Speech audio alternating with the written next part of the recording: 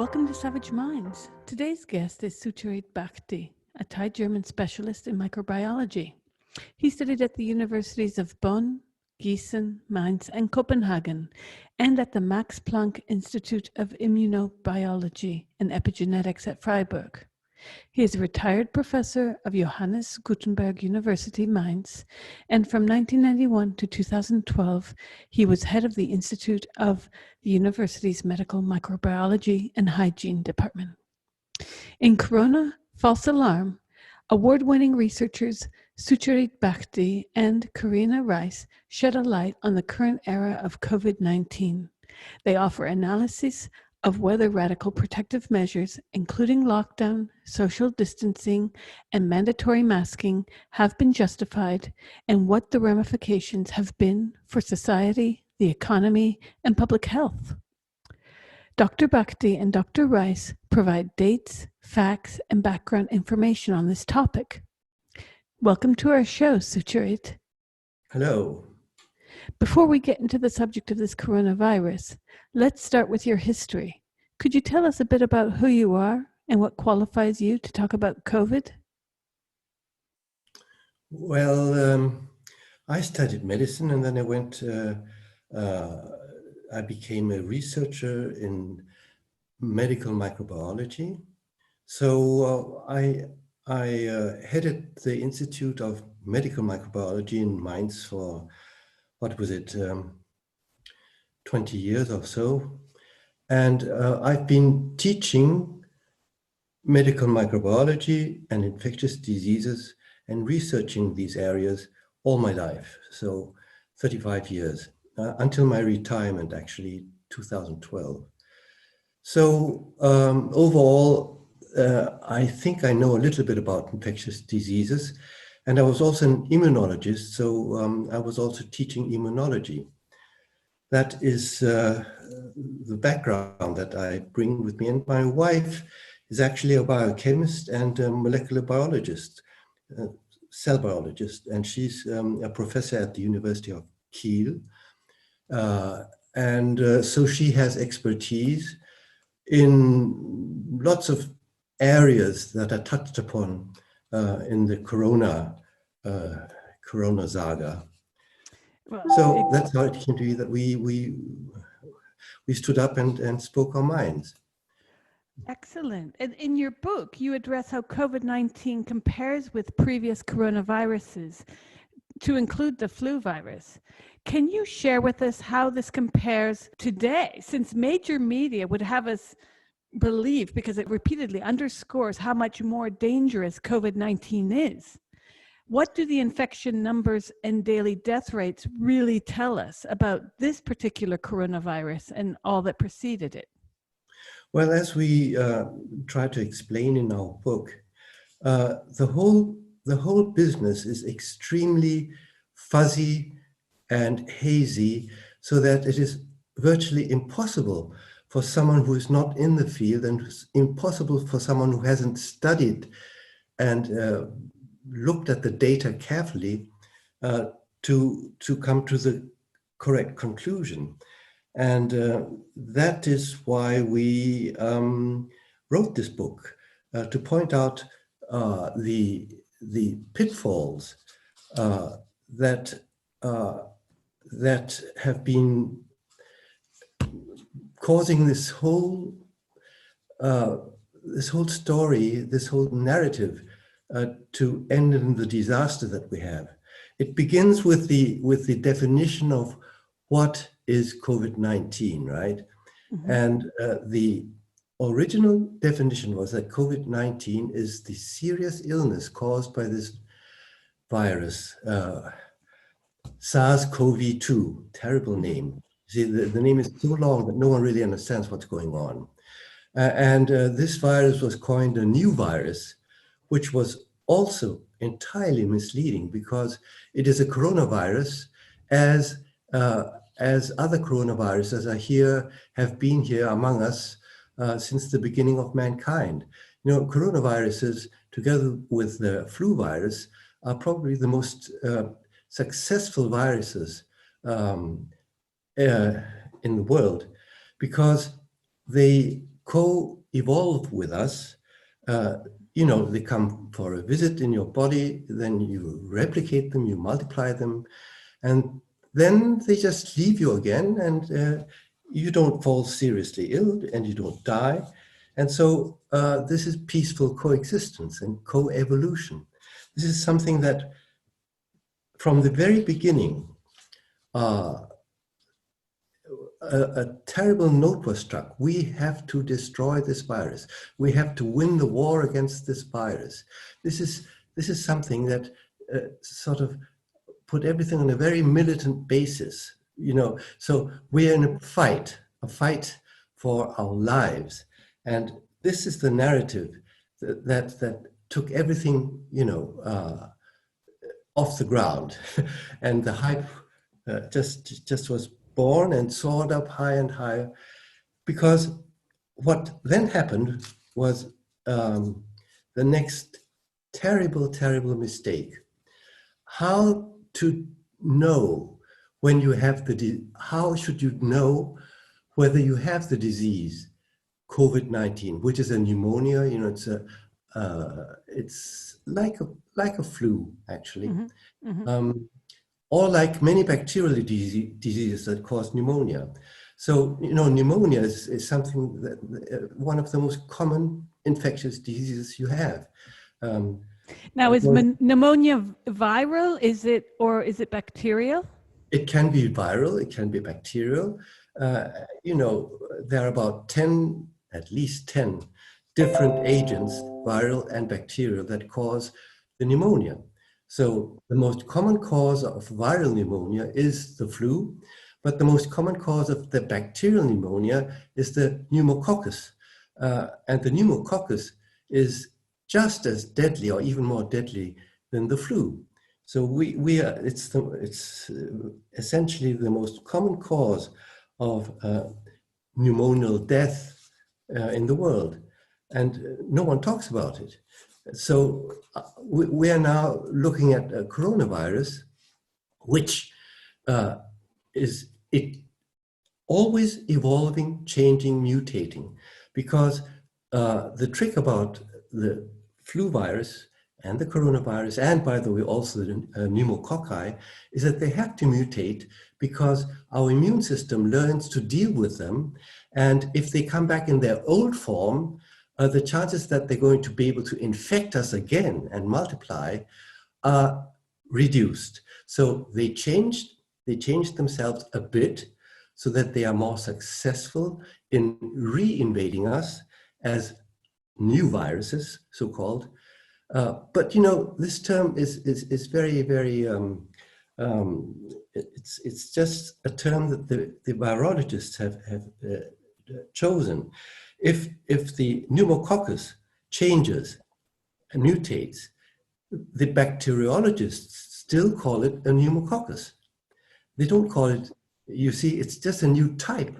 It's a new variant, and this coronavirus is also just a new variant, but now everybody says, oh, it's a new virus, which strikes fear in the hearts of people because people think they have no immunity to it, you see.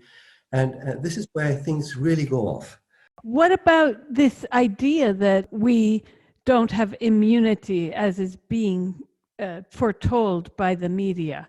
We're being given daily reports to strike fear in us. Yes, that's right. If we have no immunity to this, and clearly, I'm sure you've witnessed on the media in the last 7-8 months, how the virus is sort of not being represented properly, because we've known about, like, let's say there's been a coronavirus vaccine in felines since the 1970s that hasn't fared very well for those cats. Not at all. Why is it, you know, on the one hand, that the media has somehow been given hold of medical knowledge? Like, shouldn't we be seeing more voices and even different perspectives from scientists? Well, we're trying, you know, and we wrote this section on immunology and vaccines in the English version of the book, which I think that you have. And went to great lengths to explain how the whole system works, because No one who hasn't studied immunology or infectious diseases is able to know all of this. And so what's happening is that the world populace is being misled, I don't know whether this is being done willfully or not, but there are now just a handful of people who are standing up to correct this misunderstanding. Of course, it's not true that we have no immunity against this virus. If that were true, then the death rate would be really way up, soaring way up in the sky, which it's not. And as I hope most people realize, one of the world leading epidemiologists, John Ioannidis of Stanford University, who has done so careful research into the whole business, as he always has been careful. What John says is never wrong. This is, he's one of the scientists who simply are so careful in their research that they always turn out to be right. And what John published and has published, and it's been peer reviewed, and it's accepted by the WHO as correct because the WHO has posted it on its bulletin. That was last month. What Ioannidis says is that after looking at all the data that is available, you have to come to the conclusion that the numbers are there for everyone to look at.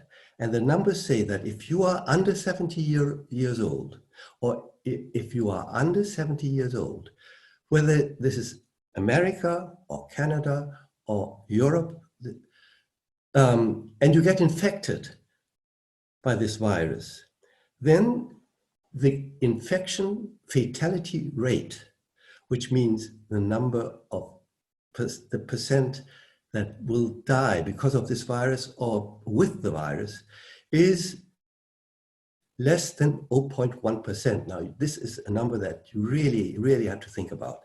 It means that, in fact, it's 0.05%. 5 of 10,000 infected individuals under 70 years will die because of or with the virus. This is a minuscule number. It is less than the flu, all right? So for people under 70, this virus is less dangerous than the flu. And there's nothing you can say that will change this statement. So now, if you know this, you have to ask two questions. First, how come 99.95% of the infected individuals will not die? The only answer there is to this question is that these individuals, their immune system must know how to cope with the virus. Obviously. Now, are these all individuals, or these are individuals under the age of 70? All individuals together under the age of 70. Okay, all right. But you have to realize that during this epidemic or pandemic, 85% of the infected individuals were under the age of 70. It is not true that this virus infected mainly the elderly with pre-existing illnesses. It's not true, you see. So what we're looking at now is a virus with which people under the age of 70 can cope with. So that is the fact. You see, that means that our immune system does know how to cope with the virus. And that's what we try to explain in the book. And we explain how this works. And it works not because of the antibodies. It's not the antibodies that are protecting us against this virus. It's not like, diphtheria, tetanus, or even measles, where the antibodies do protect. You see, the big difference between this virus, which is a respiratory pathogen, it enters you via your nose and by the airway and lands in your lungs. The difference between this virus and viruses against which we can develop antibody-based immunity is that those viruses which our antibodies can catch and prevent entering our cells are all viruses that disseminate in our body through the bloodstream, all right? And in the bloodstream, there are much more antibodies than on the surface of your airway epithelium, all right, first of all. Second of all, the viral load in the bloodstream is always, you know, so much lower than the viral load that you get when a virus, when someone coughs or sneezes the virus into your lung. And so antibodies are not the mainstay of immunity against respiratory pathogens. There we need the lymphocytes, the killer lymphocytes that come in and destroy the infected cells. So what happens is that people do get ill when they're infected. They may have a cough, they may have fever, but after a few days, the lymphocytes come and destroy the factory. They destroy your own lung cells that are harboring the virus, you see. That's the whole trick. That's the whole trick. And these lymphocytes are trained in combat with these viruses that come and go all your life, all your life. So, you know, when your child goes to the kindergarten the first year, it's terrible. He's ill all the time. He's getting one coronavirus after the other. But the lymphocytes come and train in combat with these viruses. And when the next year the same viruses come in again, you have trained lymphocytes that extinguish the fire faster. That's why the child gets less frequently ill. And when you're grown up, you don't get ill that often anymore, all right? And that's a simple way things happen. That's why most people didn't die, in fact. So the other types of coronavirus that we get that are not COVID-19, we survive. But is there any kind of crossover between the lessons the body learns from surviving those other coronaviruses to surviving this? Yes, yes, certainly. Sorry. You know, a new coronavirus is like, you know, you have a child born. The child is new, all right? It's a new human, but it's still human. And the child still looks like a human. And, you know, if the lymphocytes, they recognize the general human form or the general coronavirus form. So our lymphocytes that have been trained to see and remember the old coronaviruses will also see the new virus because they have a memory. They see the shape of the new virus because it's still a coronavirus. I don't know whether I made myself understood. This is quite clear. So then the hysteria that we have been pushed into by media, unfortunately by our governments as well, is often surrounding the case of what people are calling the PCR test. It's polymerase chain reaction tests. Now, you see very little discussion about what these tests actually are. Could you briefly describe what the PCR test is and how, in my view, as I'm reading about this since February, my view is that part of the problem with the government's decisions have been based on these tests, many of which are not accurate and much of which there's been a myth constructed around them. Of course, the PCR test is has been really the cause of everything. the cause of the whole catastrophe, because this PCR test is a lab test that has never been, released for diagnostic purposes. And now it's being used to diagnose a disease, which is absolutely ridiculous. What does this test really do? I'd like to just compare to the alcohol breath test, all right? Alcohol breath test, you've drunk 100 mils of vodka, you go and you get into this police control, you blow, and then in Germany you go up, your breath test, the alcohol level in your breath goes up to 0.6, and then you have to give up your license. If it goes up to you've only drunk 1 mil, then it goes up to 0.006. Then of course you can keep on driving. That's okay. That means that the alcohol breath test has been standardized to light up when a limit has been reached. Okay. Now the PCR test has never been standardized so that it says, oh, you've got 0.6 and therefore you go into quarantine and you have COVID-19. No, if it goes up to 0.006, it still lights up as positive, you see.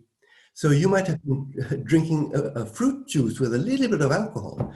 You get caught to this control and off you go to quarantine. And this is something that is so criminal. It's criminal because a test is being used that has never been validated for diagnosis, validated for the diagnosis, which means a clinical diagnosis. What this test sees is parts of the genome of the virus, sequences of the genome, all right, which are relatively specific, but not absolutely specific. So if you let this test go on and on and on, and it's so infantile that you can rig this test so that virtually everyone in the world is going to be positive, because everyone in the world is going to have 0.006% per mil alcohol. You see, do you know what I'm trying to say? It's just too sensitive. And in fact, all these tests that are being done are not telling you at all whether someone has the infection. They're not saying that at all. So when people are coming back from positive tests, but they're asymptomatic, those are people who had a drop of vodka in their fruit juice. Well, that is what we are sure is the case, but no one has taken any care to follow this up, because all you have to do is say, all right, yesterday our minister said, oh, wow, we had what? I don't keep track of these numbers because they're so ridiculous. We had 12,000 cases yesterday. 12,000 cases. A case is a disease. Someone who has the illness is a case, not a scrap of paper where you have one cross positive. And these people have no symptoms, and they're sent to quarantine. All you have to do is follow them up for 10 days and see whether they have any symptoms, and you'll find out they don't. Well, this is something I find strange, because I wonder why the WHO has not stepped in on this, because even if you recall back to 1981, in the early days of AIDS, there was a distinction made at a certain point between who tested positive for HIV and who was considered to have AIDS, or as they called, full-blown AIDS. And that was based on a T-cell count. And it seems that today, the groups of who is asymptomatic is being lumped together with those people on respirators. Of course. And it's being done on purpose. And the trouble is, you see, that whenever anyone enters the ICU, whether it's a heart attack or a stroke or cancer or an accident, the first thing they do is do a PCR test for COVID-19, for the SARS-CoV-2, all right? And of course, because this test is far, far, far too sensitive, even those people who have 0.002 per mil light up and are positive. So the moment they are positive and they're on the respirator, it's, oh, a new COVID-19 patient is on the respirator.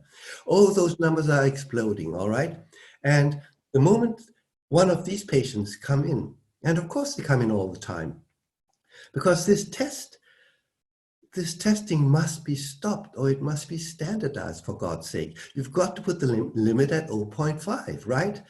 And if you don't do that, you are going to get into the worst catastrophe that medicine ever seen, because now, whenever anyone in the hospital has a positive test, everyone gets into their Mars or moon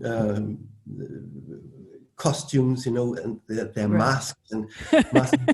They can hardly work anymore because they're poisoning themselves with the CO2 behind the mask. As we all know, after 2 hours, they have to go and have a break. And so there's no personnel anymore. And after they've done that, they have to go into quarantine for 2 weeks or whatever it is. So, you know, the healthcare system is going to break down. But it's our own fault. Well, if the PCR tests are useless for mass testing, is there a place for these tests outside of the clinical setting? I mean, okay. And are there better tests that could be used to test medical staff, care home visitors? No. If the staff is healthy, no. There is no scientific publication in the world that has ever shown that non-symptomatic individuals will spread this virus in the general population. Maybe in care homes, maybe. There the evidence is partial. So what one has to do in nursing homes, care facilities, is to be very careful not to let anyone with symptoms go to work. That is the only thing you really have to do, all right? And there's no reason to go around testing. You know, we talked to one of the nursing homes workers, one of the chiefs a few days ago, and he said, look, of course, any infection that enters nursing homes is bad, whether it's a norovirus, whether it is a flu, but we are trained, we know all about this. And anyone with good training will see to it that their nursing homes don't get infected. And that's what the Germans have been doing with very good success all the time.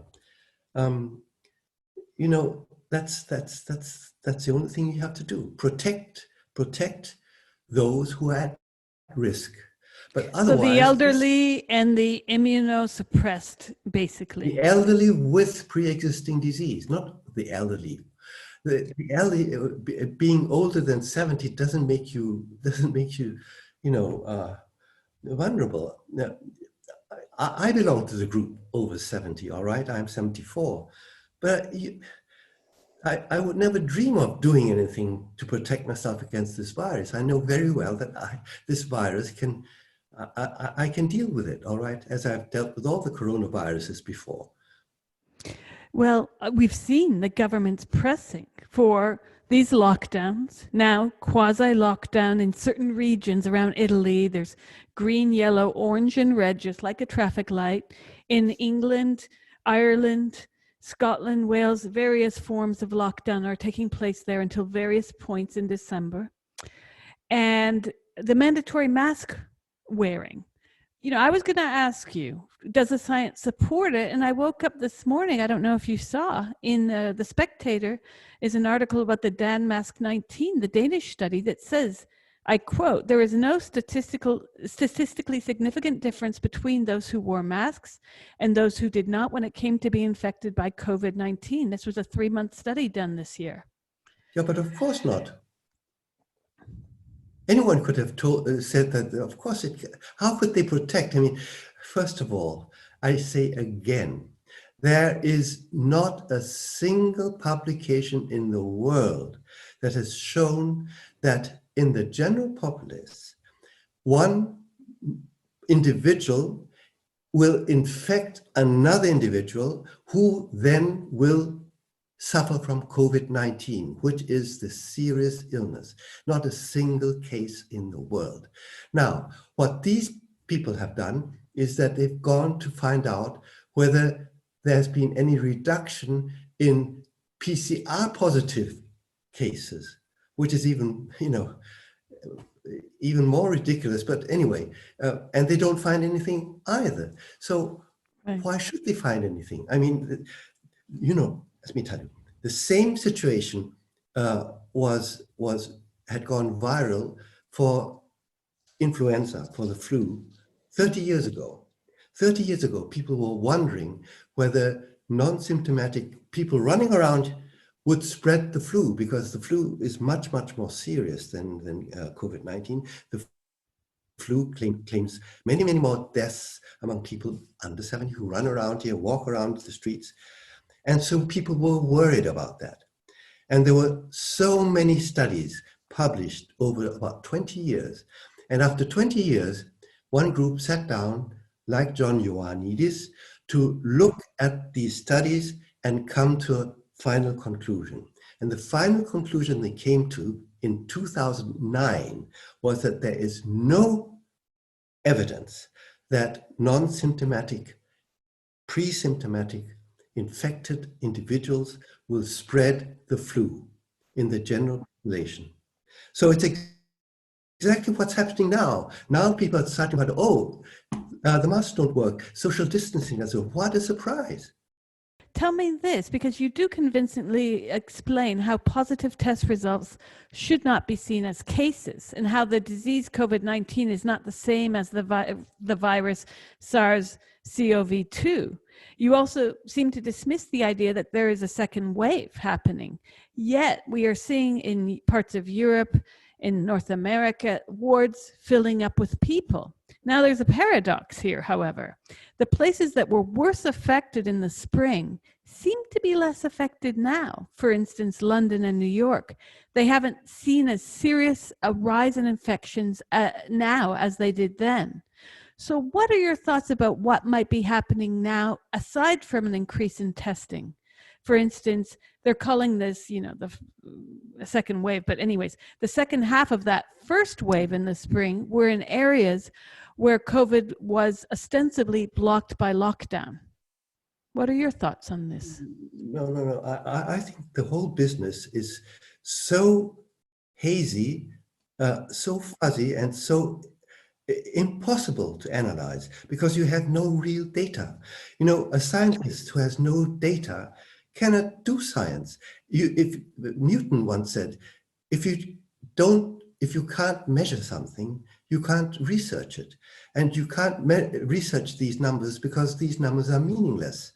As I think we've already said, I don't know what infections numbers are telling me.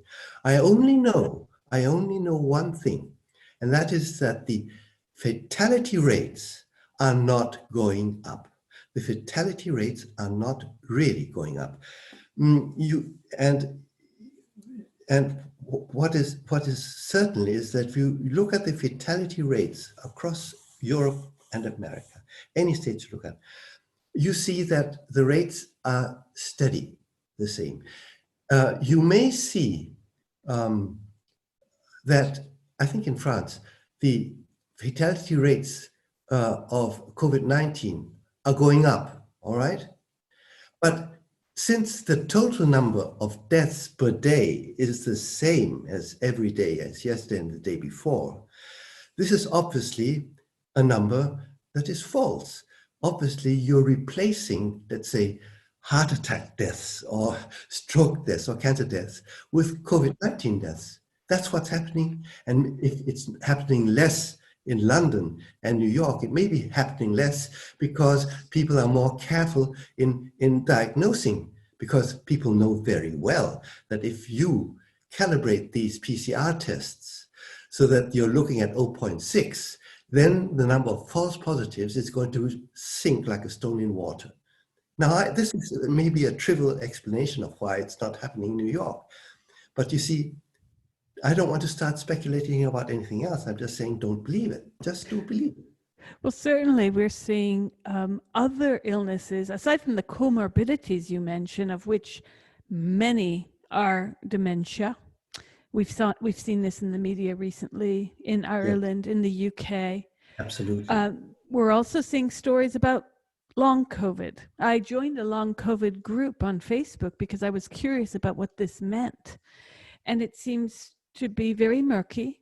I mean, people are suffering, but to what degree this is COVID or other comorbidities is yet to be seen, because as you mentioned, there is no science on this. There's no science. There's absolutely no science. And sure, uh, in fact, those poor people with dementia, uh, they may have died because of the measures that are being taken to limit this virus, which are ridiculous. You know, they're not being taken care of anymore, and they need care. They need care, and they need love, and they need Right. people around them. And they've been isolated. They've been mistreated, maltreated, and now people wonder why the major comorbidity in Ireland and the UK is, you know, it's so disturbing that politicians don't realize that they're killing people, and that medical people themselves don't realize this. This is so terrible. Well, I was finishing up a piece just before we spoke today, and I've talked about this in the piece that I'll be putting up shortly, as to where the politicians are, where are the social scientists, where are the psychologists? Because one thing I had to deal with this week, unfortunately, is I have a 5-year-old child who has suffered, we're finding out now, because of lockdown.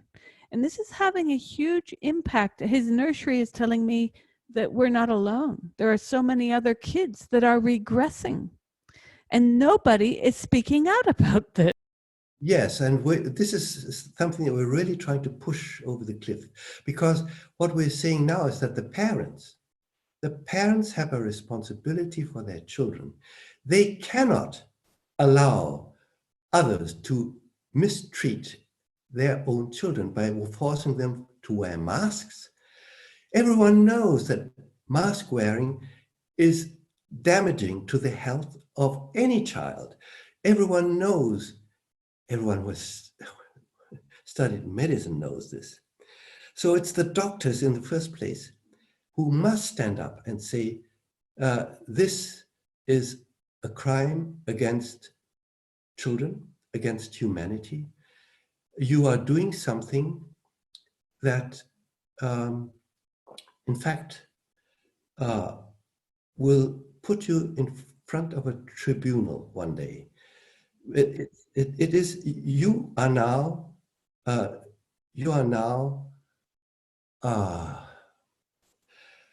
putting the lives of your own children at risk.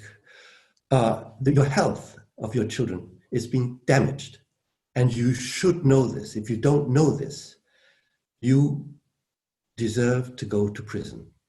That's absolutely sure. You know, the CO2 concentration behind these masks in the children goes up. Everyone knows this. And everyone knows that the CO2 concentration in the blood goes up. And in fact, people are measuring, there are scientists who are measuring the concentration of CO2 behind the mask now, so that they have numbers.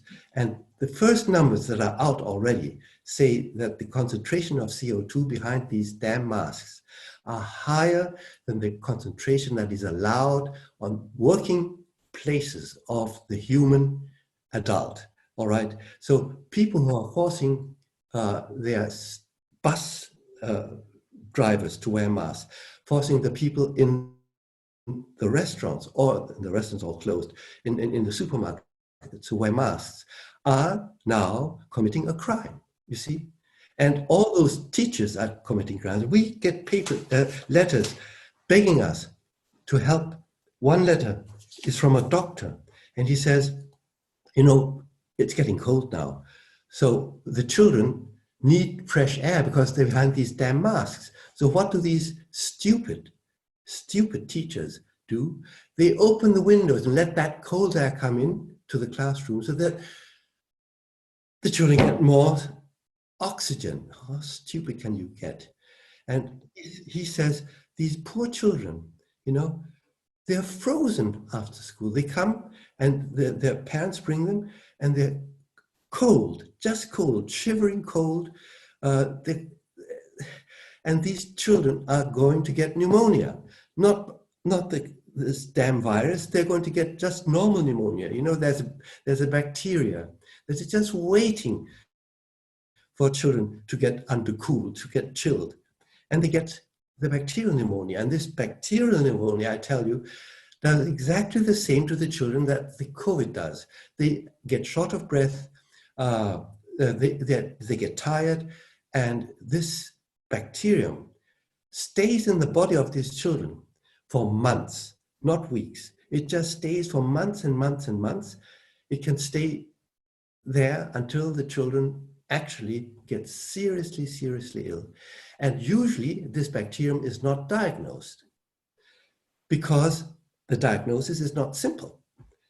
And if the child does not get an antibiotic, that could really, really mean that it's going to get horribly ill. And if that poor child is forced to wear a mask and is ill because of the bacterium, God knows what's going to happen. I don't, and I don't want to know. And also children are not being exposed to other elements that are actually good for them to be exposed to. No, these masks don't do anything except increase the CO2 behind them. They don't prevent anything, and all they do is make children ill. That's the only thing they do. You're listening to Savage Minds. We hope you're enjoying the show. Please consider subscribing. We depend on listeners and readers just like you. Now, back to our show.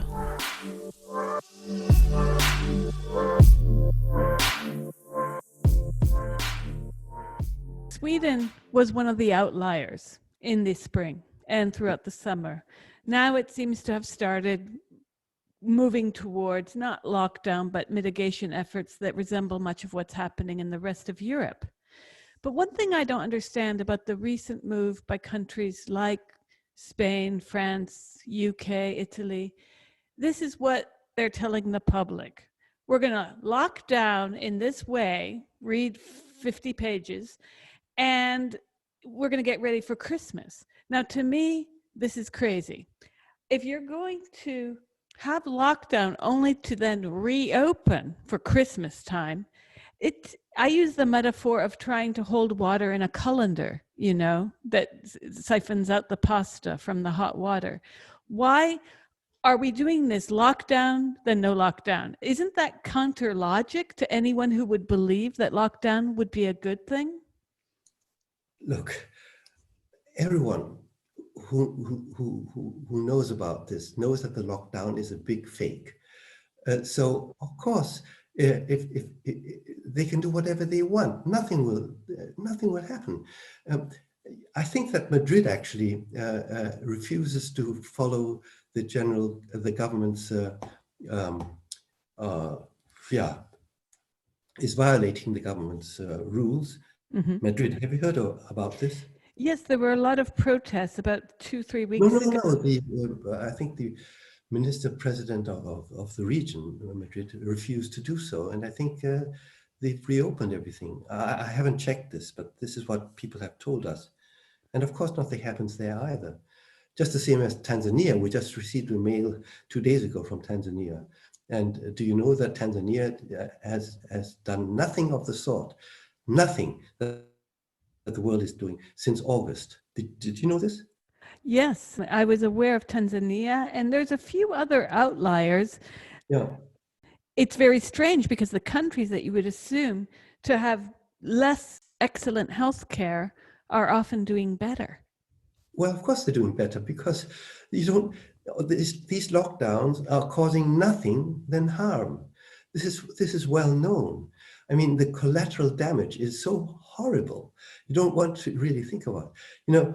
uh, we belong to the people who have friends in these circles that are hit. Everything is hit. Know, their existences are hit. Our friends are now without jobs. They've lost everything that they've saved. They are on social welfare. People who used to be, good middle class. My mother-in-law almost died because of this masquerade. She was forced to wear a mask, and she has cancer, and she collapsed in the supermarket and almost died. Yes. My brother-in-law had a heart attack, and we weren't able to visit him. This is absolutely ridiculous. And okay, I have a daughter, 16-year-old who lives with her mother in Düsseldorf, and she wanted to come visit me on my birthday. Then one day before, she says, I can't come because I'm in quarantine, because a girlfriend who is in the same class was tested positive, and now I have to stay at home for 2 weeks. What's going on here? What is going on? Everything is being disrupted. Families are being disrupted. The whole social structure is disrupted. No one wants to talk to anyone anymore. No one looks at the other in his face or eyes anymore. It's a nightmare. It's a nightmare. Yet Germany's numbers, even though they were quite high 3 weeks ago, seem to have come much more quickly down compared to neighboring countries. What has Germany done that has resulted in fewer cases and, frankly, fewer deaths that are being classified as COVID deaths? Well, it's very easy. You see, I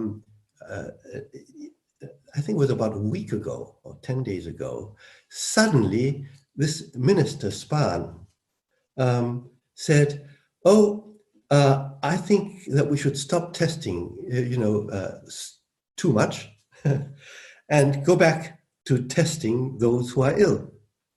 So the number of tests dropped, halved immediately. And with that, of course, the number of positives.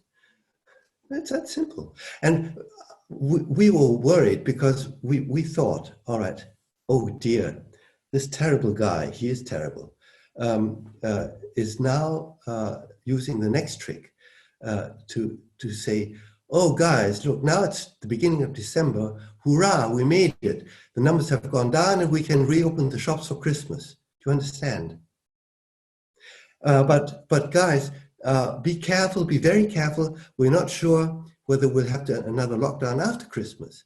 So what they want to do is they want to mislead people into thinking that, they've been, because of the ministry, because of Spahn and the heroes behind the scenes, they can go shopping again and maybe even sing. I don't know whether he's going to let people sing together. But no, they're not allowed to sing. People don't go to church. I mean, it's so amazing that the people do this. I compare this situation to it's a nightmare. I see the Pied Piper. And he's blowing this satanic pipe, and it's not the rats that are following him now.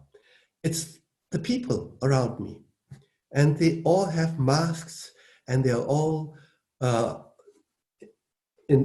not grasping each other's hands, but keeping 1.5 to 2 meters distance. So stupid. Heads bowed down and following. They've left their homes, they've left their beautiful country, and they may be sure that if they don't rip those masks off soon, and if they don't grasp their hands and start singing soon to outdo these satanic tones, then someone else is going to come and move into their homes and into their country. This is for sure, is what's going to do. But this is the strange thing going on behind the scenes, is we're told in the spring there'll be a search for a vaccine. And now, this past week, we were told that BioNTech vaccine works to the tune of 95%, but we're not hearing about potential dangers. There's Pfizer, Sputnik, Moderna. They have also reported good preliminary data. What are your thoughts about these vaccines? Because there seems to be not a lot of transparency as well when they're paused and people are reported as being very ill. Like, what's going on? Nothing good is going on. Nothing good at all. What is going on is something that we feared would happen. That's why we wrote this section on vaccines in the book. And we put everything, almost everything, that was in our hearts onto paper, so that if you read this, you will know what you have to fear. This is something that people will not understand unless they sit down and do a bit of reading, all right? Now, let me come back to the fact that if you are under 70, your chance of dying because of this virus or with this virus is 5 out of 10,000, all right? Now, a vaccine will only pass, all right, the regulations as a vaccine if you can show that it is efficacious. You know, if 100 people get tetanus, 90 will die. This is known. If 100 are vaccinated and get tetanus, they won't get tetanus. They get the bacterium.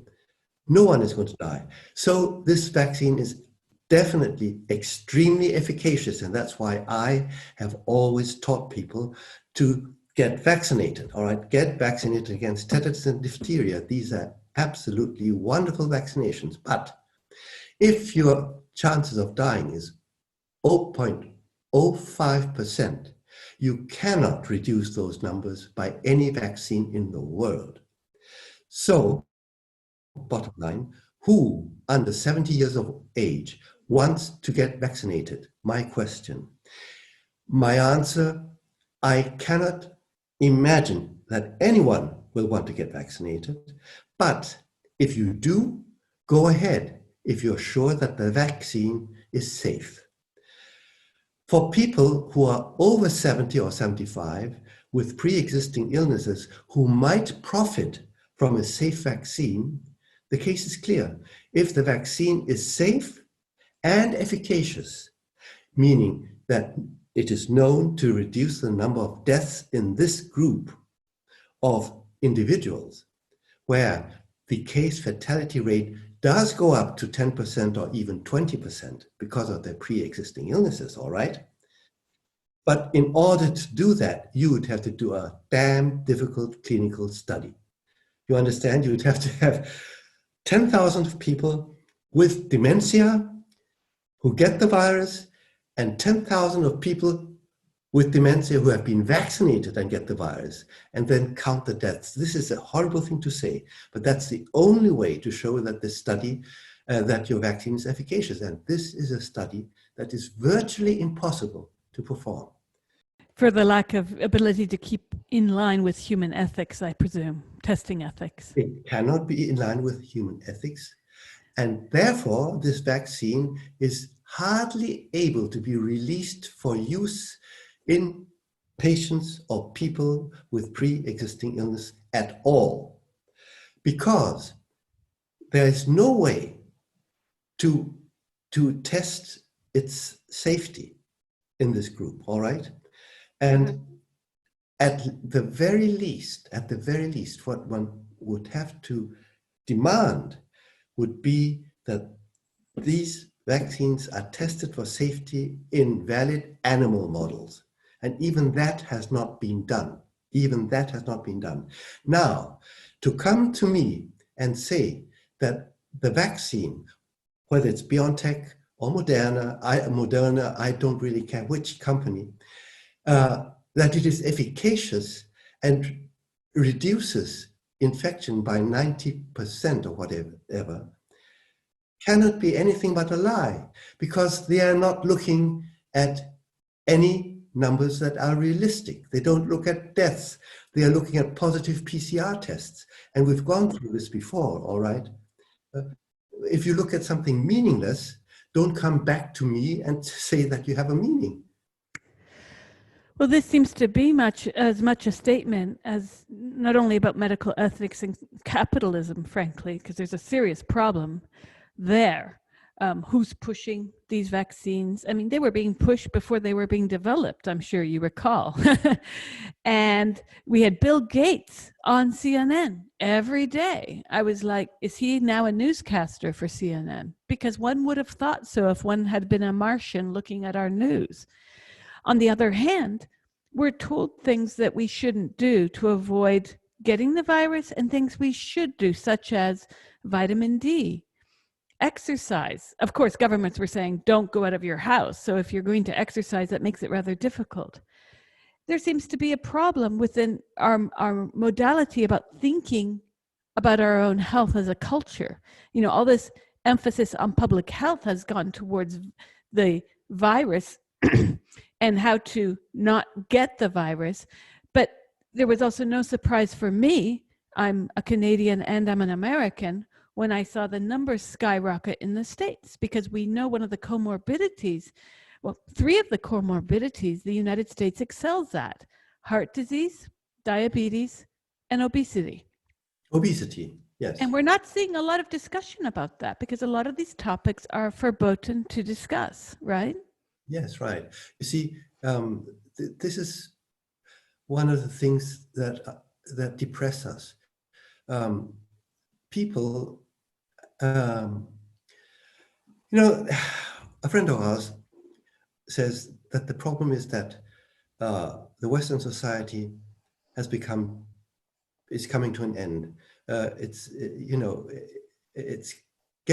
Has gotten into the last phase of decadence, and decadence is the state where the individual no longer is intellectually, academically active. He gets lazy, all right, because his life has been so good, spoiled. There's no incentive to do any brain work, and so the main activity that people around us have is, oh, how do I continue to enjoy my life as it has been? This is decadence, and the trouble is that this leads to internal social distancing, because people don't get together anymore. Each individual cares mainly for himself and for his own well-being, and whether his computer games work, his television is working, all this, and the iPhones, and you see everyone just looking at the phones and nothing else. So people have become isolated, and this is where let me say this: the people, the elite, who have done best and actually rule the world, all right, let's say we're looking at 0.1%. Those are maybe 8 million people in the world of the 8 billion. They have their power has increased so much because the 8 billion don't care about anything except themselves, all right? So the moment you can really get this stone rolling, so down the slope, it can't roll up again. And this stone has now been set rolling by the one thing that works, and that is fear. Okay, fear is the last straw that will break the camel's back. If someone has almost stopped thinking and gets afraid, then he stops thinking altogether. Okay, and that's what's happening now. Therefore, people are unable to understand what's going on because they are unable to think. They are so panic-driven, all right? I don't know whether what I'm saying is clear, but when we see people, even our friends in academia, who are unable to open a book and read what's in there, they're unable to do so. And they don't want to do so because they don't want to believe it. They want to believe that the cause of their fear is founded. Because in a way, it's very, in the end, for the decadent society, it's the easiest way to go, to be afraid and then just, follow the sound that the others are following. Follow that piper. He's not doing so badly. The notes that he's blowing, the sounds he's blowing, don't sound that bad, you see? Exactly. I mean, we're seeing, well, from my perspective, I did a lot of work in the United States post 9/11 on the suspension of certain rights, such as habeas corpus. And I see a lot of similarities. A lot of similarities. It's quite frightening how much the attacks on the US on 9/11 resulted in a similar fear factor where people follow. The very same people, of course, who were rooting for a war, a constructed war in two countries that had zero to do with the 9/11 attacks on the United States, years later said, "Oh, I never supported that." Well, we remember, I remember friends supporting that. And we're seeing a similar reaction based on fear again of how people are reacting to this virus.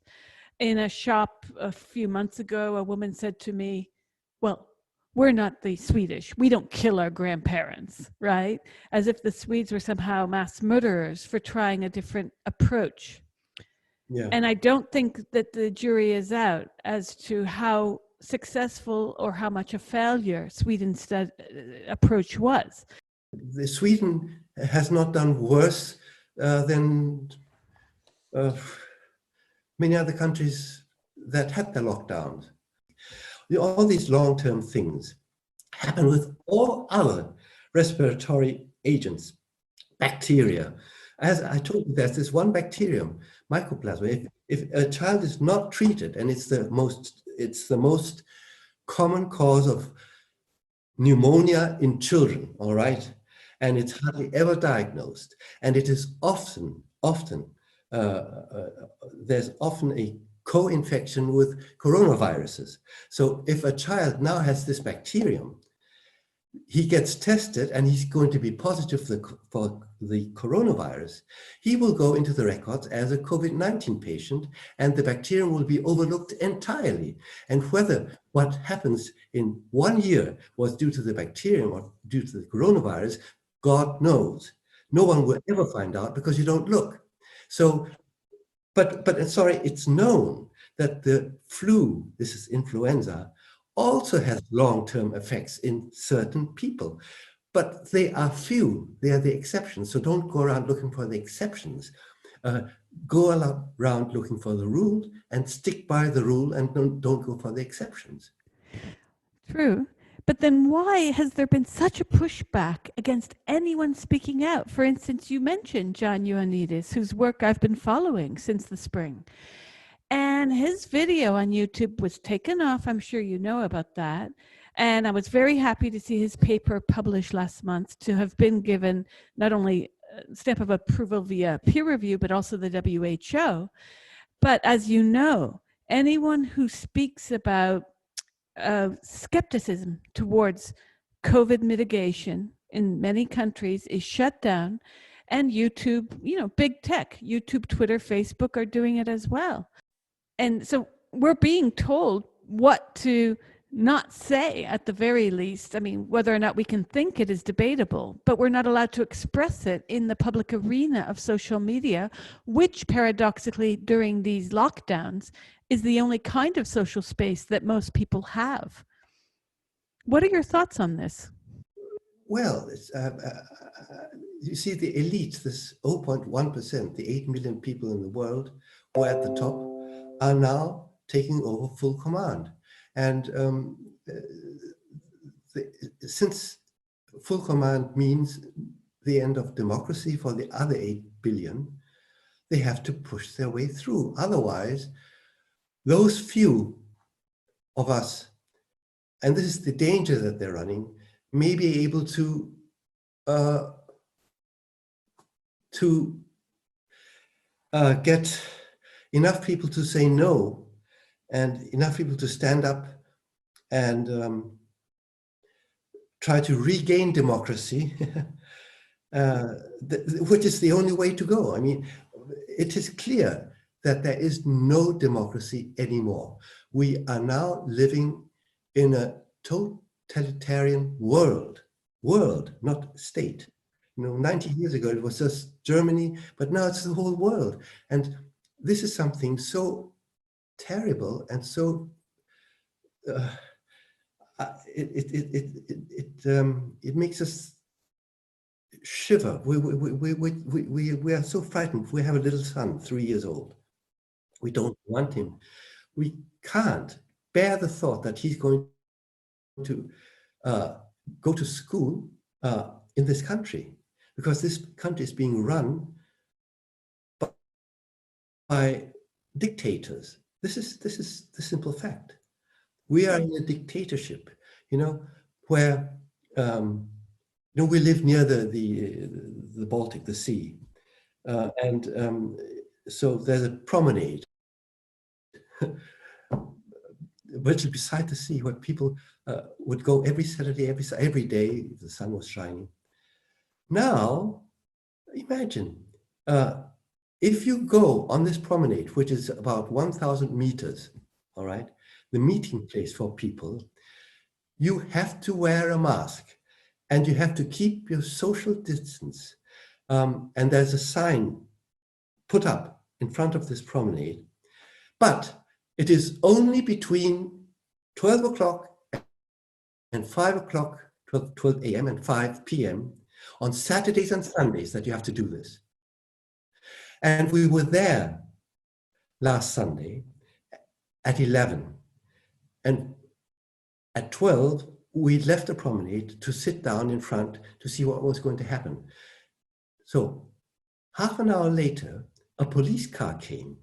2 police got out, put on their masks, and went to see whether people were following. That's something. It's now 12:30. If you haven't put on your mask, you are going to pay 50 euros fine. Can you imagine this? People are comparing lockdown to the Iron Curtain countries of the, post 50s, 60s, 70s era. But at least in those countries, they were free to leave their houses, go to the sea without masks. I mean, this is quite worse. And I don't think we're given the full spectrum by media or politicians. Of course, you don't have to think. You know that we're not.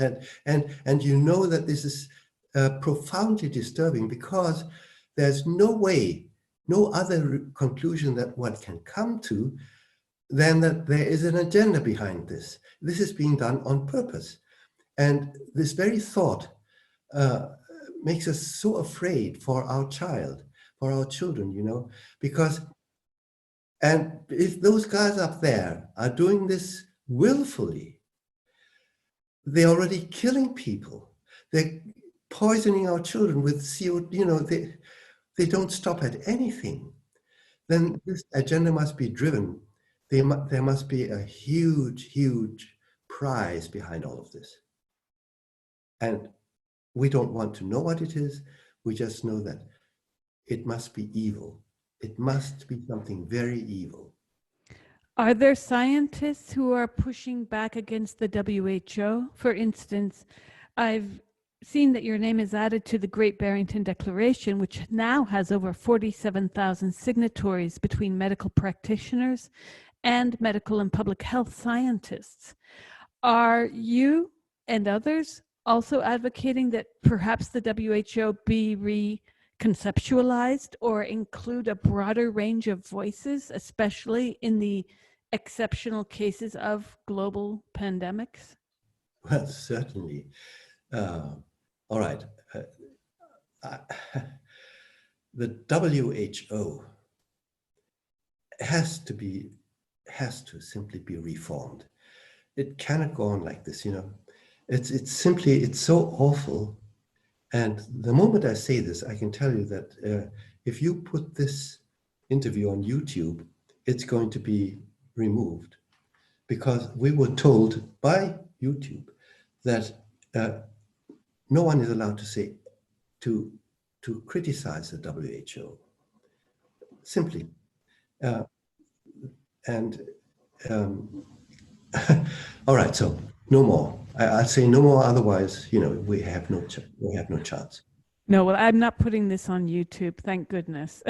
One of the things I had to think of when I set up Savage Minds was where to go, where I could ensure that there would be no censorship, because this is the next step. As I mentioned earlier, big tech silences scientists like Ioannidis and many others who've spoken out about their observations, just saying, as a doctor in California, this is what I've seen. Doctors have had their videos removed from YouTube and elsewhere. So it is important that, people understand the ramifications, because a lot of people are very quick to say, oh, those people are just anti-vaxxers. Well, there's a fine line between studying a situation carefully and coming to an educated conclusion, as opposed to just having watched, some kind of video and, getting a tattoo because it looks cool, and I think we've been so anti-intellectual as a world culture around many issues, not just COVID-19, that people are very quick to follow whatever they're told. One example I referred to recently was the CNN's coverage, where the governor of New York State's brother, who's an anchor on CNN, his whole life under COVID was made into a drama. And I watched it a little bit here and there as I could during lockdown, thinking, this is a bit fake. In fact, it's quite fake. And nobody was questioning CNN's coverage. And then Dr. Fauci, and the story in the US, it's a little crazy what's gone on there, because it was a reality TV show that was scripted. Very few people are speaking about this, because I think a lot of people are, as you mentioned earlier, the fear factor has made people just freeze, and they don't know what to think. And they don't think. And therefore they don't think. That's why we wrote the book, because there the facts are laid down, all the facts, and you can check them, and the sources. And the Great Barrington Declaration, what hope do you think that will have to change the wave of thinking? Well, we are in touch, of course, with the organizers all the time, and we're trying to draw an addendum to this Great Barrington Declaration, because it needs some sort of some amendment. And this is taking us quite a lot of time at the moment. But we're also networking, getting PANDA, which is the organization, as you know, into contact with organizations in Europe who are trying to do the same. And in the end, there are also teams of lawyers in Germany, and in PANDA has a team of lawyers, and we're trying to get them together so that lawsuits can be filed. Then what we are also going to try to do is to get more information out to the world. But all of this takes a lot of organization, and it takes time, and time is what we don't really have, because everything is going at breakneck speed, as you know. Have you received much pushback or censorship in Germany? Oh, I'm pushed back all the time. I'm censored all the time. And are you able to get a voiced response that's made public, or does the pushback happen in terms of just shut up? Well, There's been a little bit of change over the last, 8 weeks. So, my wife and I have actually done interviews with mainstream newspapers.